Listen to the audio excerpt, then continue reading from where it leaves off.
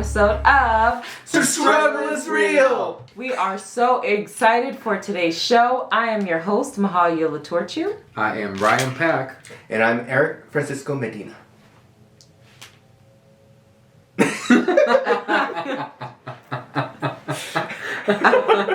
I have nothing to say to you two. Always And I'm the ghost of Christmas past. Anyway, we're so excited for today's interview. Today we're interviewing Michelle Riviera, who's so amazing. We can't wait to jump into the interview. But before we do that, of course, we have to do topic of the day. So, gentlemen, our topic of today is, if you could choose... Sorry, the dog is in the studio again with us today. Apparently she senses a disturbance in the force. Hey, knock it off. We'll insert a picture of her here. This is Ember, our foster pup, who we love very much. Also sit and hush. Yeah, topic of the day. If you could choose six actors to form part of your dream movie, or if you could pick Ember, if you could pick your top 6 actors you would love to work with, who would they be and why? My dream movie. Eric, you go first. Oh, okay. I thought that you wanted to go first. No. Okay, so in my dream movie, I would definitely want to work with Viola Davis, Rita Moreno, Angela Bassett, Octavia Spencer, Meryl Streep, and Jane Fonda. Ooh. I will have them in a movie. I don't know. I think it will be about heist or something, then wanting to steal money for something. Sorry, I'm reaching for a dog treat. Oh my God. I know you can hear the crinkling. I'm sorry. Okay, it's over now. Ruining the episode. Sorry. But I think for that one, I think of something like within the lines of a heist movie. Maybe they're stealing something, or they're just badass ladies trying. I don't know. Something with mafia too. I think that would be dope. They're great actresses. I love them. Kind of like that movie where it was like the older people that were spies and Which coming one? back. It was something called. It's Red something. I feel like it's called. Yeah, it's with or Red Spy or something. Yeah. No, is it De Niro? De Niro. Right. I don't know. Right. Yeah. I don't. Yeah, I know which one you're saying. Sorry for people at home who don't know what the hell I'm talking about. I swear to God, it's a movie where it's about like older people. It's not Red It's not Red Zone. Hold on, let's Google. But yeah, I think that People would be my spy dream cast movie. because It's a solid choice. they're all amazing actresses. Red. It's just Red with Bruce Willis. Yeah, right? Bruce Willis. Yeah. But I think it would be more. It won't be action comedy. I think it will be like a really badass movie. Like they're just badass ladies. I don't know, mafia or something. Oh yeah. They're amazing too, and I think that a lot of them. I mean, Meryl Streep is big, and Jane Fonda is big. But I think that Rita Moreno, Viola Davis, Octavia Spencer, Angela Bassett deserve a lot more attention that they get. Mm-hmm. They're all amazing, award-winning actresses, and I guess because they all are women of color, usually are treated differently. But seeing them in a badass movie with guns and blood and all that stuff, I think it will be dope. Reach out to me, Viola, or Rita, or Angela, Octavia, or Jane or Meryl. I got you a movie. How about you? What about you? Oh God, you guys just had to go to me. Or I can start. You know, it's really hard for me to pick because I guess I can't wrap my brain around actually working with these people. It's not something I really think about that much. But definitely Viola, number 1, right? Because that would be like a nice full circle story, wouldn't it? Yeah. Mm-hmm. Also, she's phenomenal. So Viola Davis. Chadwick Boseman was high on my list. My heart! No, not like this! No! Screw you, 2020! For sure. Yeah, so that, yeah. Yeah. Oh, that got a lot depressing. Yeah, I know, it's so bad. I would love to one day I could collaborate with Issa Rae. Shonda Rhimes would be great. But acting wise. Acting wise, I know I said actors. Shit. Viola is definitely one.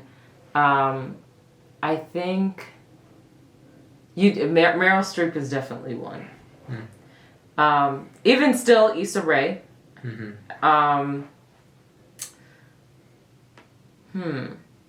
Robert Pattinson and Daniel Radcliffe are two people that I've always like wanted to work with.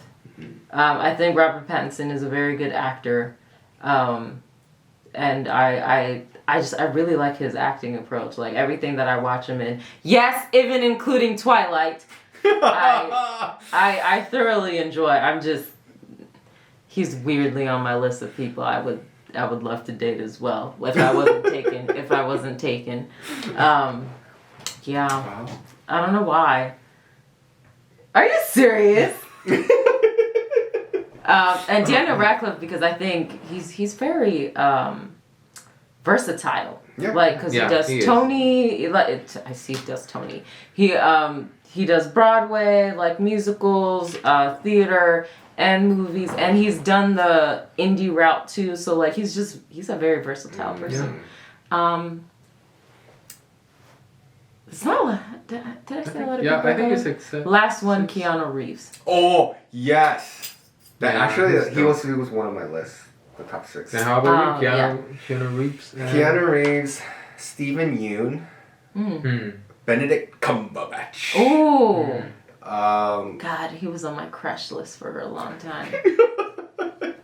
There was a point where I was convinced, like, because like I only watched BBC shows at one point, and there was a point in my life where I was like, I'm just gonna move to England, be an extra on Sherlock, and marry Benedict Cumberbatch, and we're gonna have mixed children with red hair because he is a natural redhead. Oh, is it really? Yeah, he dyes his hair. Oh, I did not know that. Wow. Yeah, see, I knew because I was gonna marry him. Did not work out. Have you ever seen The Parkers? Yes. You're acting like the mom from The Parkers. Monique's character. Yeah. I'm talking about the professor. Oh my god. Professor. No. If anything, I'm more like Lisa from Sister Sister. Okay. Idris Elba. Ooh, I didn't even think about Idris. Idris. He was on my crush list too. Continue. Gosh, how many crushes do you have? I'm a versatile woman. I can dream. I can dream. Sister was lonely before she met her boyfriend.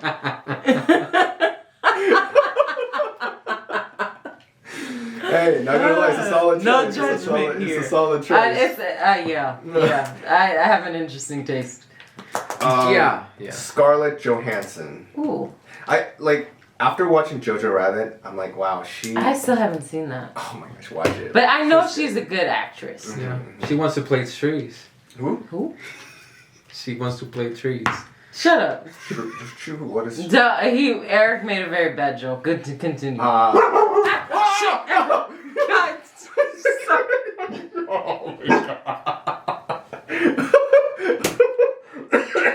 Sorry, Ember. Stop. Oh, sorry, guys. She hears somewhere outside. Stop it. Hey. I was We're more safe. startled by her. Yeah, the urgency. Yeah, so You guys startled me. It's okay. Oh. God. Sorry for the viewers at home if that hurt your ears. Yes, Well, right. I guess that was my top 6. I may have more, but Well, we'll segue into our guest. Did you even say 6? Did you? Yeah, he did. Yeah, I did. Oh. Yeah. Okay. Yeah. Sorry. Mm-mm. Good for you. Mm-mm. Okay. Mm-mm. This intro has been interesting. Yeah. What a roller coaster. All right. So we'll wrap up topic of the day. And if I can get my computer to load, we can jump into Michelle's bio. She's great. Yes. Yes, Michelle is amazing. So Michelle is a seasoned professional with over 20 years of combined finance, management, performance, and production experience. She started her entertainment career on the off-Broadway stages of New York while putting her finance degree to use by managing the Latin American business line at Brown Brothers Harriman and Company on Wall Street. She relocated to Georgia in 2004 and has performed at the 14th Street Playhouse Whole World and the Aurora Theater, to name a few, and has been seen on hit shows such as Nashville, Sleepy Hollow, The Resident, as well as feature films like 999, The Nice Guys, and Chris McKay's upcoming sci-fi action film, The Tomorrow War, out July 2021.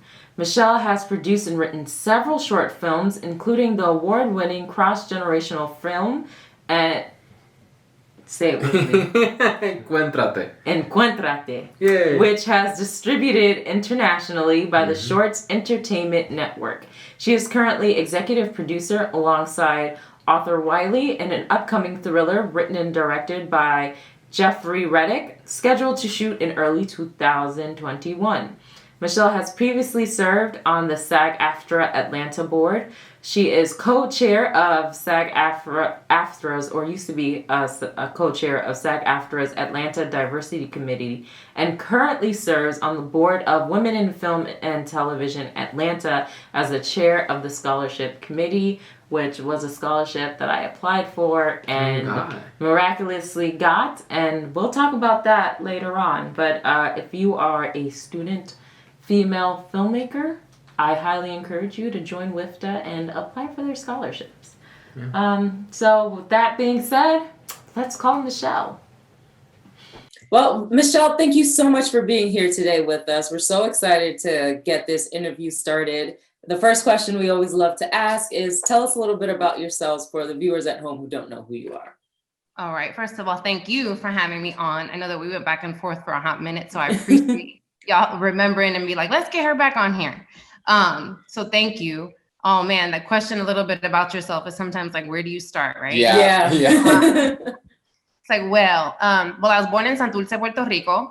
Really? In Santurce? That's where my abuelo is from, Santurce. Sorry, guys. No, this is interactive. Like, come on. Santurce, yeah.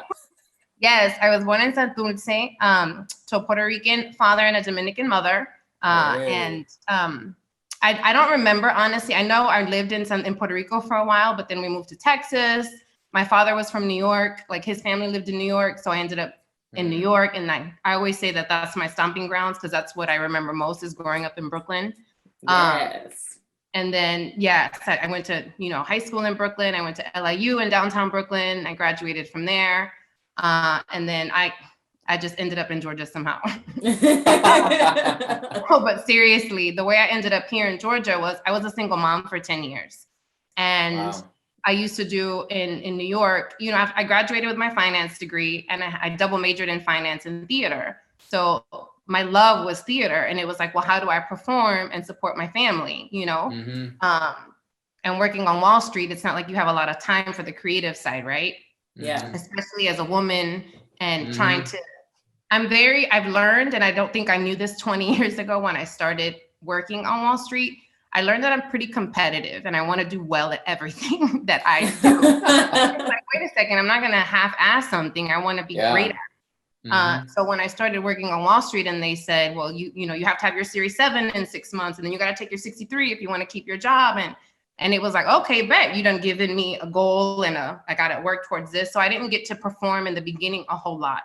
And then I realized as an artist, I was craving something, some sort of outlet. And even though I was a mom, like, it was like you're being pulled in all these directions, but my soul was starving for something. And so I started performing on the side whenever I could. Off Broadway, I would do little shows until I found my little community. And I always say that I found that with Linda Nieves Powell, who wrote Yo Soy Latina. That was like my community that I started building. I should say she built it. Linda, let me give her kudos, because she built the community. I just got to be a part of it, to be honest. And that kind of started my trek on, okay, what do I really want? It started helping me hone in on couple more things of what feeds my spirit, more so than anything. And then after a while, I wanted more out of life. I was like, I don't want to raise my kids here. My kids were 5 years old at the time. And I've always journaled. I have 20 years of journals. And it's funny because I look back and I had written in my journal when I had the twins that I wanted to be out of New York by the time they were 6 years old. And I say this because I reread them and I go back and I'm like, the power of the written word, right? Mm-hmm. And so literally I had an understudy in Yo Soy Latina who lived in Georgia and she moved to New York. And I had been asking around, I didn't know, it's like, where could I go? What would be a great place to raise a family, to do this? And she said to me, she says, I lived in Georgia. It's a great place. She said, there's not a lot of film and TV. She's like, but there's a lot of regional theater. And this was back probably in 2003. And I was like, oh, okay. I knew one person in the state of Georgia. So I came to visit and I brought the twins. At the time, my twins were 5 years old. And my daughter said, and I'll never forget, she said, wow, there's a lot of trees here. And I was like, in my mind thinking, oh my goodness, like she's right. We live around a whole bunch of concrete buildings in Brooklyn, New York, in Bushwick, no less. Like, come on, if anybody who knows Bushwick, like, okay, like for real. Yeah. So it, as a parent, you're like, well, damn, I should, okay. It just hit home for me. And I did, I took a leap of faith. I'm not gonna lie. I was terrified. And I moved. I literally packed my shit in my truck, my kids. I stayed with the one person that I knew for a couple of weeks until I bought a house and started settling in. And I haven't looked back since. And that's how I ended up here. 2004, I moved here. Wow. That's and then, amazing. I moved here and I started working in the mortgage business. I kept working in the banking, in the financial world, while still trying, like, every 6 years I'd get on stage. I performed at the 14th Street, and then I'm like, okay, I'm good for a couple years, and then and until it got to the point of where, I can't do this every now and again. Like it's more than that to me. That's great. And then I gave up the financial sector and went to do this full time back in 2011 after I did Encuéntrate. That is amazing. That's great. So you were doing a little bit of off-Broadway shows. But what exactly made you take that leap into film and TV? Like, what was that moment that you said, I want to explore the world of film and TV instead of just doing theater? Yeah. Money, number one. Like, let's be real, guys. Yes. Break it down. Yeah, like I'm always keeping it 100. Like, I love theater. Don't get me wrong. I do with all of my soul because there's nothing like a live audience. And the fact that as an actor in this town, I feel like in theater is where we get to really get meaty stuff that we can dig our teeth into, that is almost cathartic and therapeutic for me anyway. But it was about, I can make more money doing this. And at the same time, I can create, because that's kind of, I think, where the transition came. For me, I guess I'm considered an Afro-Latina because that has been like a new trend. And I'm like, I've been half Dominican and half Puerto Rican my whole life, but okay, let's go with that. But when I moved here, people didn't know what to do with me. Like people were like, well, you're ethnically ambiguous, but you're not this, you're not that. It was always, I was too Latina to be African-American and too African-American looking to be Latina. And I got tired of it. Honestly, I was like, well, you know what? Pa la mierda, I'll make my own shit.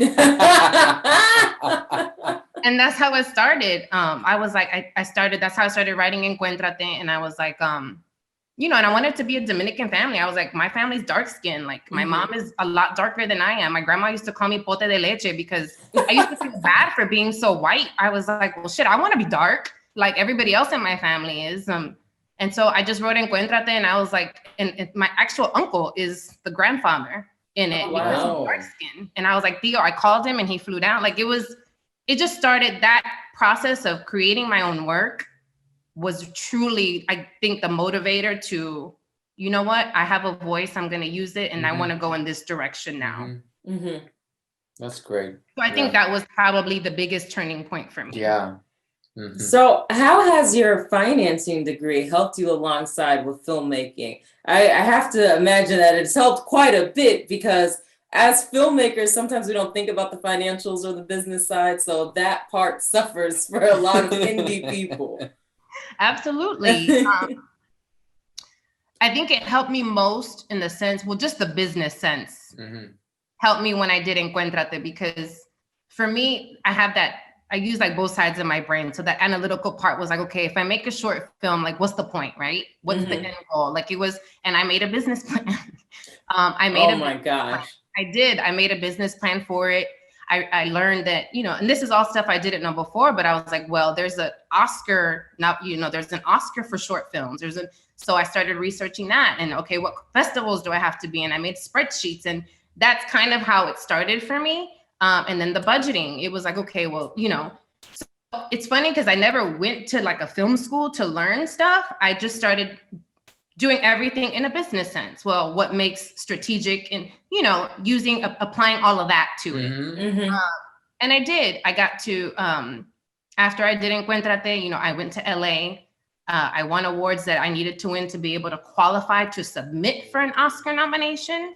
And I'll never forget the day I walked into the Academy office with my little kit and all my stuff. Yo, I took them empanadas thinking, laugh all you want. I was like, nope, we're the nearest empanada place para llevarle esta gente un poquito de empanada para que se la Like, I was hyped. And I walked in there, bless my soul. I look back and I'm like, Dito, she was so naive. But, I submit, like, I just the process. Again, it's about the journey. Like, I can't, I always tell people, because I feel like I learned so much in that 2-year process. And I have to say, I would not have done any of that if it wasn't for the support of my husband. Like, my husband pushed me. He saw me perform at the 14th Street Playhouse when we were dating.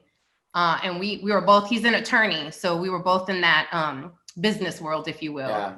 And when he saw the show afterwards, he's like, why are you in the mortgage business again? Like, what are you doing with your life? Like, hold on, like this is, and when he said that, he's Caucasian. So it was like, espérate, te blanquitos. I was like, okay, hold on. You think I got something here? Okay, hold on, pero espérate. Wait, translate that for the people. Why y'all laughing though, Muhammad? That's such a funny line. You should write it for a sitcom. Espérate, este blanquito is. Wait a minute, this white boy.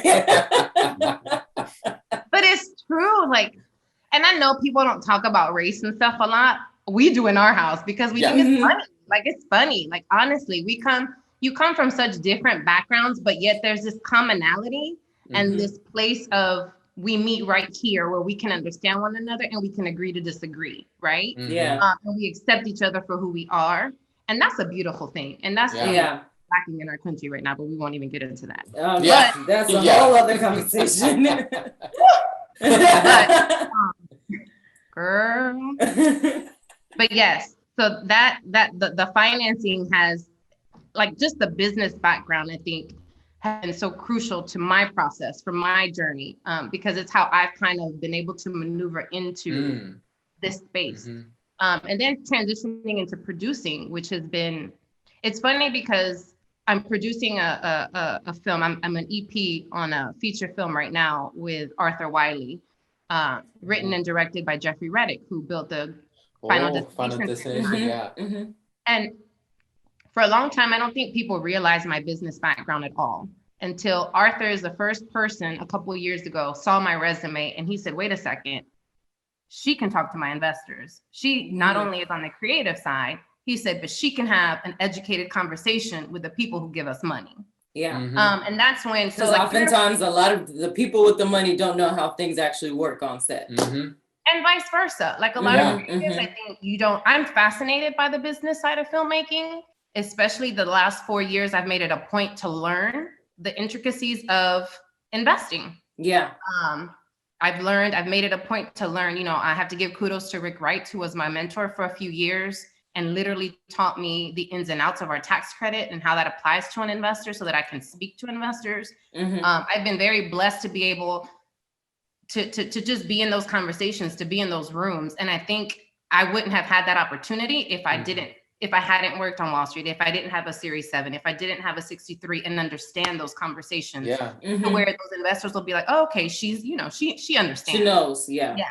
And then, and to be able to equate it to them to where they speak it, like, I don't want to say dumb it down, because that's not what I mean at all, but in a sense of being able to talk about the artistic side and how all of that applies in their terminology to where they understand it. So I think the financial stuff has helped me a lot more recently than before. It's come into play a lot more in the last couple of years. Yeah, like we said in Puerto Rico, hablarlo en arroz y habichuela, like make it simple. Hablarlo en arroz y habichuela is talk it in rice and beans. Like make it like common. Like don't make it too complicated. Because everybody eats rice and beans in Puerto Rico. Exactly. Yeah. With coffee, with anything. Say it in layman's terms. Basically. Exactly. Yeah. How do you know? She's She has to be Puerto Rican. I have my honorary card from his family, so I get it to her. Yeah. But okay, so we talked a little about, and God help me with the pronunciation, Encuéntrate. Yeah. Okay. Yeah. So tell us about the film, what it was about, and talk about how it feels to have such a success with it. I mean, getting to apply for the Oscars is no like easy feat. Like that's just not for the common folk. So talk to us about that. Man, all right. So I'm gonna tell you a story.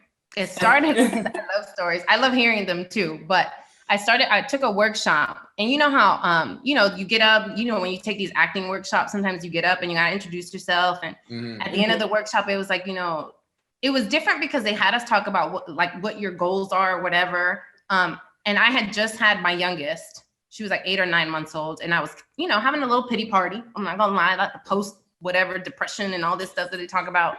But you see people doing their thing, and you're like, well, I'm fat because I just had a kid, and I have this and that, and I feel all types of ways. So I was like, well, I'm working on a film, and I wanted to, but I hadn't yet.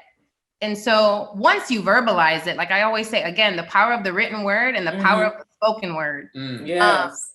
And once it came out of my mouth, for me, the person that I am, it was like, okay, now I got to do it. Like, now it's like gospel, because I done said it. So I got to stay, I'm a person of integrity, and I can't, but it was great for me because that's when I started the process of, okay, what do I want to write?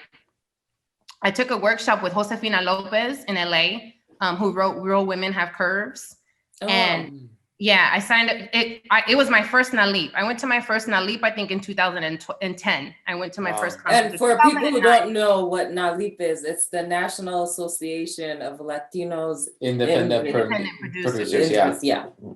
So I've been a member for over a decade. And I went to my first conference with a girlfriend of mine.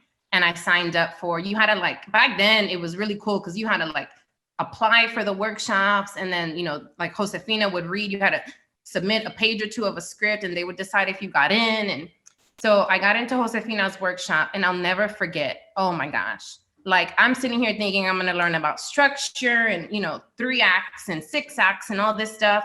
Girl, it was all spiritual stuff. I left there. I had to excuse myself because I was bawling in her class. I was crying. It was writing for me at least that time was very spiritual. Because she said, we don't realize how what you write about as a creator sometimes comes from deep rooted stuff that you need to heal. It was some deep, I'm sorry, but Josefina, I love that woman. Even every time I see her, I'm like, Josefina!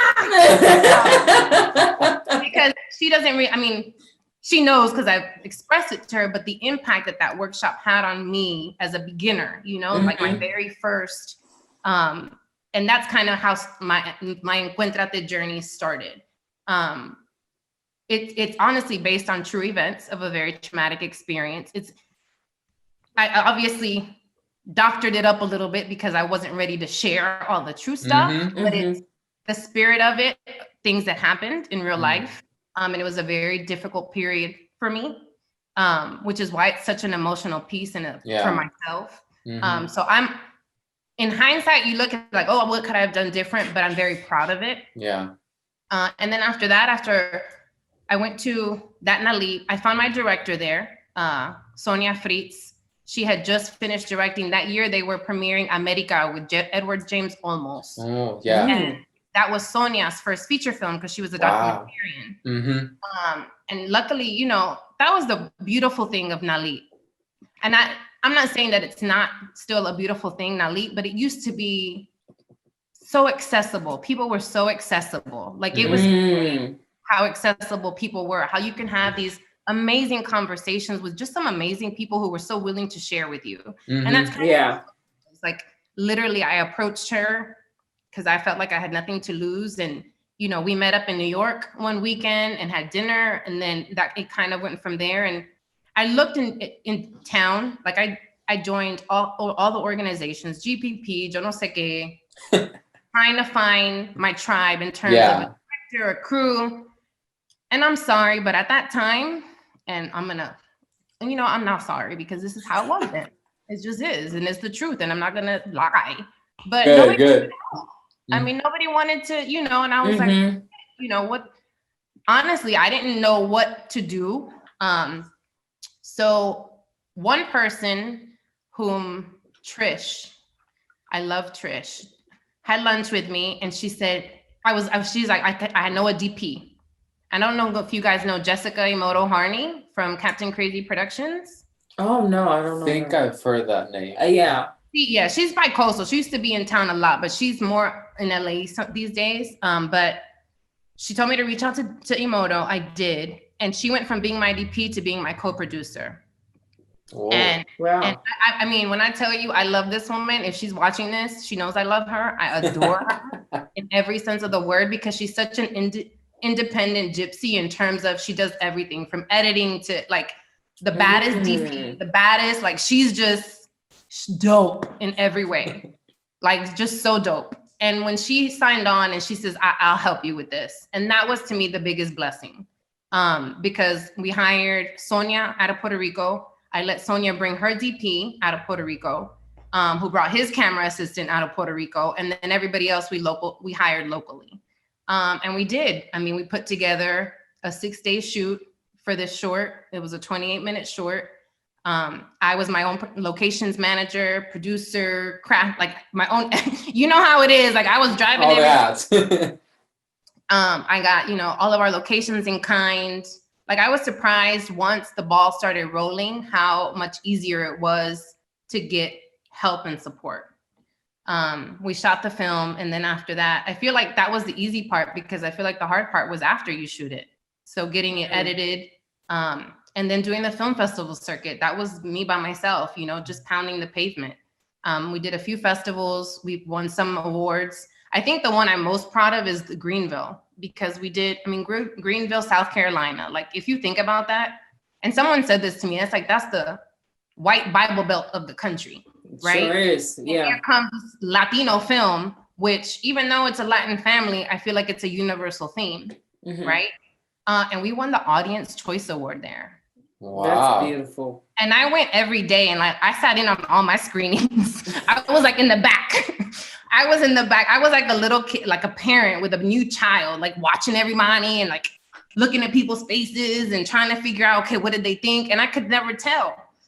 So when we won the Audience Choice Award, my whole family, we all drove up for the awards ceremony and it was such a shock, but it was so beautiful for me because my kids were there. The twins at that time were probably in their teens. And it was pretty dope to have your children see that, especially because my husband and I, when I decided during the Encuentrate track and at that Nalit, that's when my husband said to me, while we were at our first Nalit, he said, because we had a meeting with someone, which I can't say his name, but he was like, if you do this full time, I can see you doing your thing. And he's someone, you know, very influential in LA. That's why I'm not allowed to mention his name, but my husband said to me, he's like, you know, I need you to really think about it. He says, I've never been so passionate about something to give it my 100%. He's like, you're going to regret it if you don't. Because at the time I was still working full time and I was still juggling, you know, everything. So we planned for 2 years financially. And I think, again, that's another thing artists don't really stop and think about. But we did. I planned financially. Let me get out of debt. Let me pay this off, that off, and then be in a position to where I can quit and I can focus on this 100% and not have to worry about that income for however long. And I did. I did a 5 to 7 year plan because I love spreadsheets. Oh my goodness. I need to come to you for financial advice because I don't even know how to do that. But believe me, these student loans are telling me something else. Girl, I do not miss those days, but I feel the best feeling is when you pay them off. Oh my goodness. But yes, I mean, and people don't like, it's a lot of, it's just planning. Like, I think one of my favorite sayings is, we don't plan to fail, we fail to plan.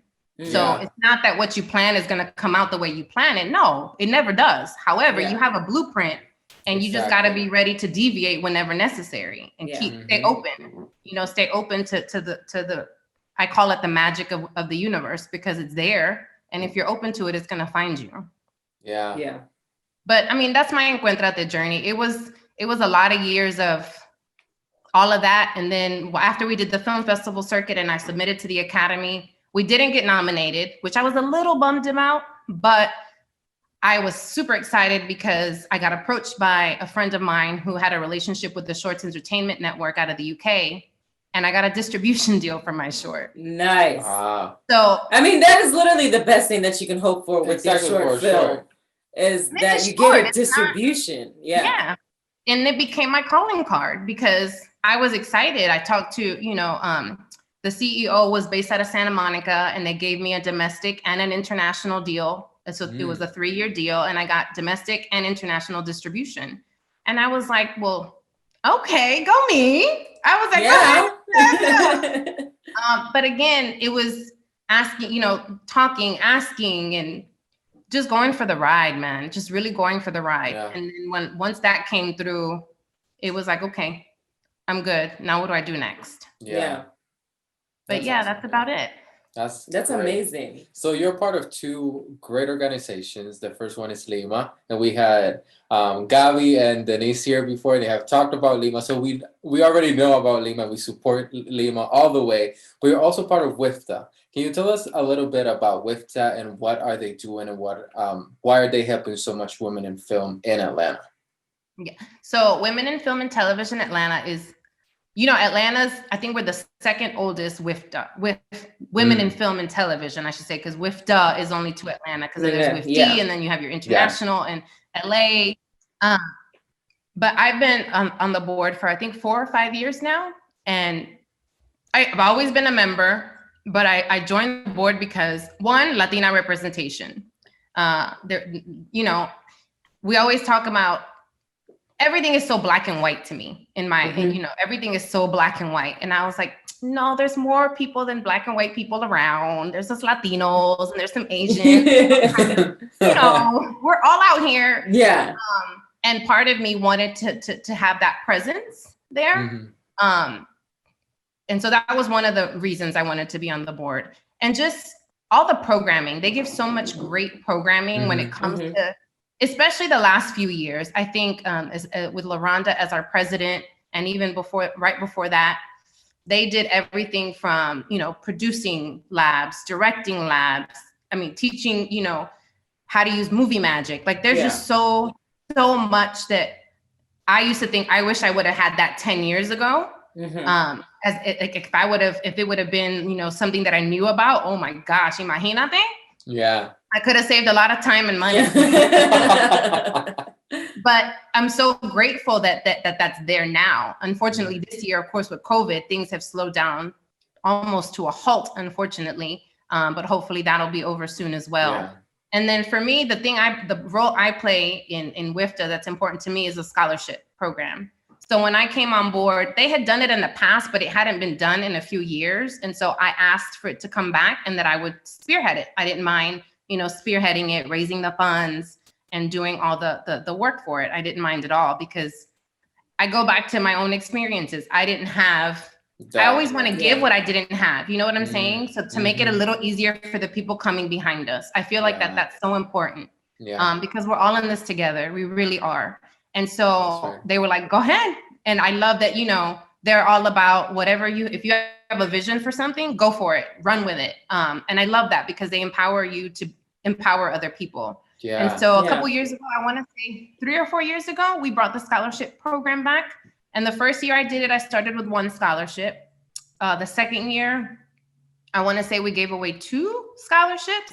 And then last year we gave away 3, which Mahalia was one of our recipients. Yeah. And can I just say, you are my first grad student. Really? And I'm gonna tell you, I was so excited because I had gone to so many meetings in town, like, that every year there's this Canadian and Georgia roundtable. And I always keep hearing people, it's always about the college students or the high school students. And I get that, don't get me wrong, absolutely, 100%. But I'm always advocating. I'm like, what about the older people, like the grad students and those of us who have career changes at 30 or 40? Like, there's a lot of those out there that there's nothing for us. There's nothing for them. And I was like, so when I'm not gonna lie, I saw that I said, oh my God, yes. Because I would always pitch to grad students and it was so hard to get them to even apply. So that was a big, and then of course your resume was impressive and everything. Everything was just beautiful. I fell in love with you on paper. And then I, of course, take it to the board and I'm like, oh my God. And just know the sentiment was the same with the city of Atlanta. So I am so extremely grateful for getting that scholarship because one, it helped tremendously. Half of this, a lot, actually, 99% of this podcast room is sponsored by WIFTA from that scholarship because the city of Atlanta loved my resume so much they increased it from $1,500 to the full $5,000. So that blew my mind and that helped me with school and starting this business and keeping this podcast going. Glory. I didn't even know that, Mahalia. You didn't? Oh my gosh. I thought it was just $1,500. No, so they sent me my scholarship letter and the amount was for $5,000 and I was like, oh my God. Okay, thank you. I appreciate it. What a beautiful gift. Yeah, because they do it up to 5, but because we were doing the 1,500, I had told all my, 15, but I know that they do up to 5,000 because I was like, oh, can we get all of it? And but I never, because they did it through us, but it was, that's awesome. That is so awesome. That's Yay. Thank you. But yeah, that's my WIFTA involvement as of now. And then right now WIFTA is doing the Hire Her Back campaign, which are scholarships given to kind of hire more women on sets right now during this time. But yeah, that's great. Yeah. So in kind of getting back to the producing world and the world of filmmaking, in recent years, Hollywood has pushed for diversity in front of the lens, but there's a lack of diversity and representation behind the camera. So our question to you is, as a producer, how do you ensure that people of color and women are part of film sets? Like, what is your take on it and what would you do? Couple of things. So I've partnered up with Maria Guerra Stahl, who just opened Ham Studios, which is the first Latina-owned studio. Yes. Wow. Yeah, she was one of my scholarship sponsors last year. Yeah, I remember she spoke at the gala. And we had a brief conversation. Lovely woman. Yeah, amazingly. I love her. Because there's just so much amazing things to say about her, but the world's gonna know soon enough. But her thing, like one of her missions, and that something we agree on, is 50% of like all the stuff that we produce. Our goal is to have 50% of our crew, below the line, be minorities. Like that's the whole vision and mission behind Pam Studios and Air Productions. I will repeat something that a dear friend of mine, Barbara Matos, who used to work for CBS and she ran the diversity department, said. She said it at an ALIP conference, and she said, but what people have to remember as well is that as minorities, we have to make sure that we are prepared to fill those shoes. It's not just you get the job because you're a minority. You see what I'm saying? Like the education has to be there. The professionalism has to be there. And that's something that we have to continuously maintain at the forefront of our minds. Absolutely, yes. It goes back to what I said earlier about being the best that you can be at what you do. I don't care what it is. I don't care if it's cleaning a bathroom. You know what I'm saying? It's putting 100% your best foot forward every single time. And especially a lot with young people, sometimes I think they miss that mark. And so that's something that, at least for me, I'm always looking for in my mind. I'm always hiring in my mind for whatever I know is coming. And I always tell people, you need to be ready. You need to, I think last year when we did a Lima showcase, I always have to be careful because in today's society, I feel like people are way too damn sensitive and you can't listen to them. Yes. Yes. Right. Yeah. Every podcast episode, it's like, man, I hope I don't say something that gets me canceled 20 years from now. I'm like, I don't even care no more. Like, it's my truth today. Where my feet are, where I stand. This is my opinion alone.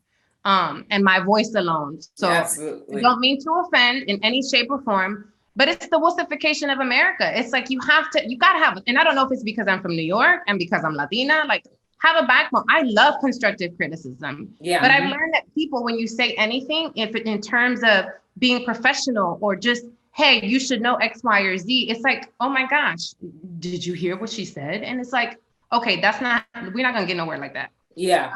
The way, and this goes back to the business and the financing stuff you asked me earlier, Mahalia, but really to be able to get in those executive rooms, act like a damn executive. Exactly. Like if you don't present yourself, and I'm sorry, presentation is everything as well. I'm sorry, but it is. It's just a fact of life.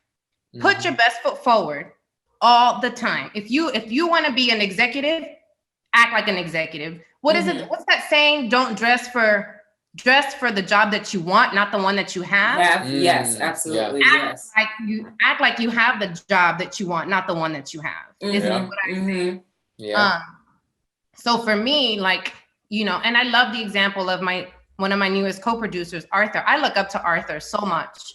If you Google him, he made his first, like he has TED Talks and he did this and he did that. And I always tell him, I'm so humbled that he can look at me and be like, wait a second, business person.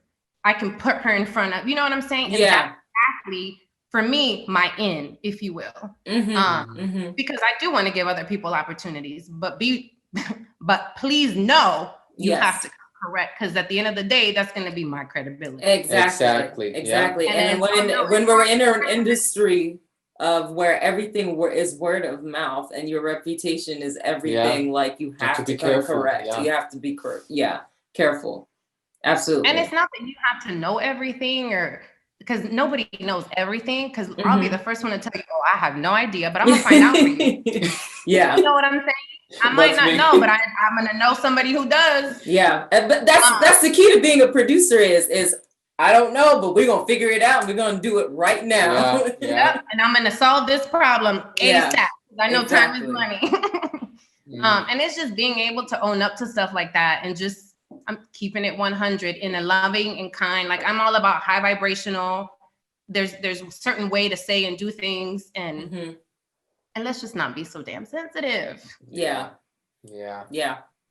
No, we agree. But I don't know if that answered your question, because I started talking and that's going off on tangent. No, it does, because I mean I love that because a lot of people think that just we're a minority, we're underrepresented, and we need more let's say we need people to opportunities and people to open those gates. But like you were saying, we have to be prepared, because that's the thing about minorities, that once one person fail, they fail for all of us. It's not, white people, we love you guys, but a lot of them don't have, if they fail, well, they fail. But if one Black person fails in a room, they fail for Black people. Same thing for Latinos, for Asians, for indigenous people. So that's so true. And please, guys, remember that, because that's so true. But it is. It just, and not only that, like there's that what's that connotation, cuando un Latino llega, no dejan entrar los demás, and it shouldn't. Like, it shouldn't be that way. It's once, like, yo le pido a mi Diosito que el día que uno Yeah. llegue, Abra la puerta. Come in, everybody. Yeah. but Yeah, you have to be again, that way. coming the right way. Come Yes. prepared. Yes. Because at the love same that. time, we gotta respect and honor the ones that have gotten there.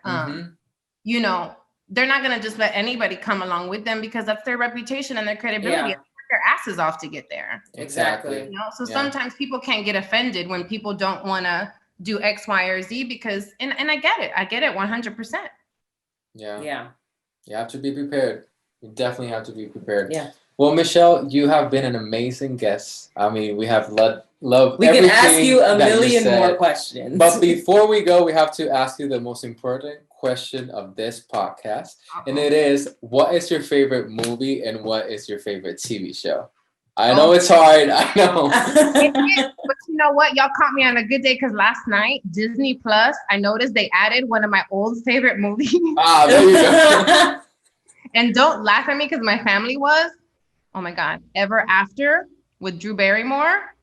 Yep, see, Mahalia's ready to laugh at me. It's only because it's fresh in my mind because there's a whole lot of movies that I love. Don't get me wrong.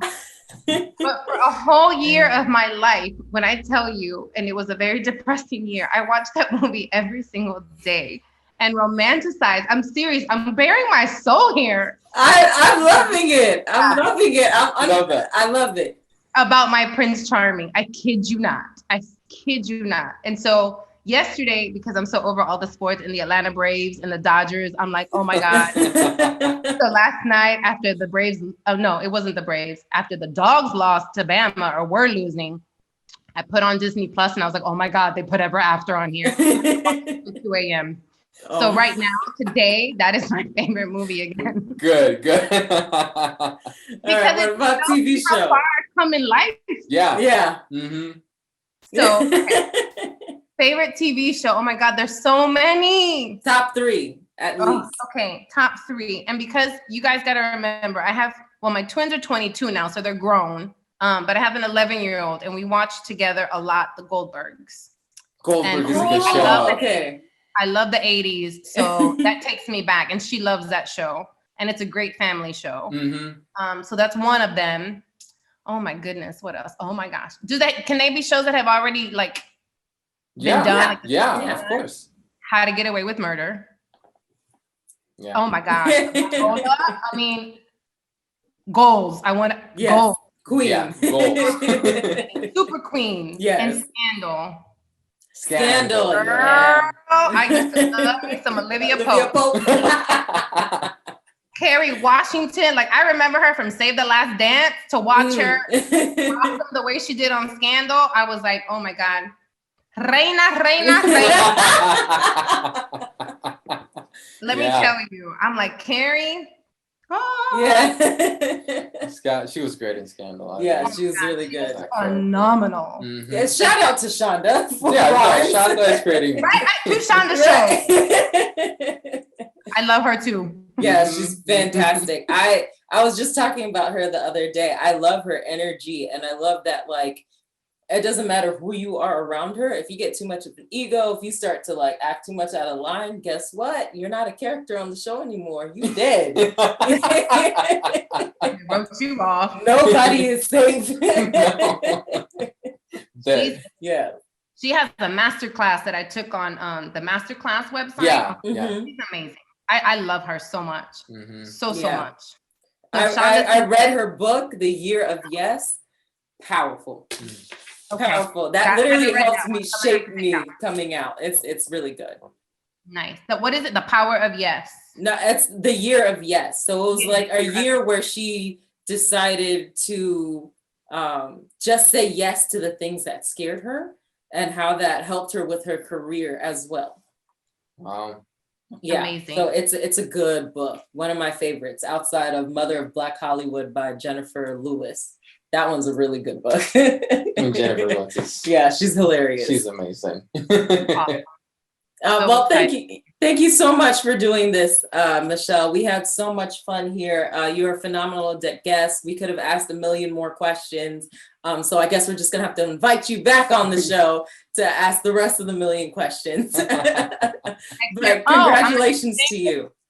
Oh, thank you so much. And I look forward to coming back in a year, 2 years. I don't know. Whenever you decide. No, I'm kidding. Soon. Yeah. Can you drop your social media for our viewers to follow you? Yeah. Oh my gosh. I'm so bad on social media, but I'm going to try to remember. So my Insta handle is, I think it's @MRiveraHuckabee. Okay. I think is my Insta handle. And then everything is @MRiveraHuck or Huckabee. Somebody just walked in. Yeah, it's okay. That's fine. There he Oh, is. look, he's smiling.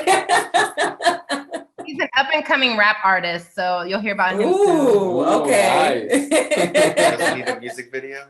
Oh, true. If you need some music video, let us know. Oh, we'll be in the studio Tuesday dropping another track. So all right. All right, Michelle, you have a good one. Thank you. Thank you guys too. Have a beautiful week. Well, guys, we hope you enjoyed our interview with Michelle. Thank you guys so much for listening. I know we learned a lot from Michelle. She's Congratulations to amazing. her on all of her success. Very accomplished. Obviously, continuing to do big things in the future. Any takeaways?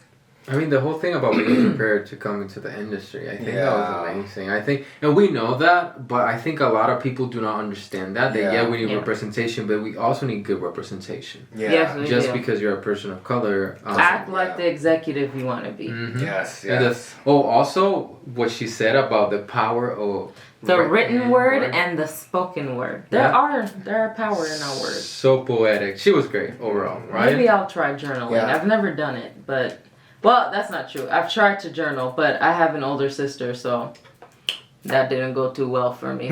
If you're watching this, you know what you did.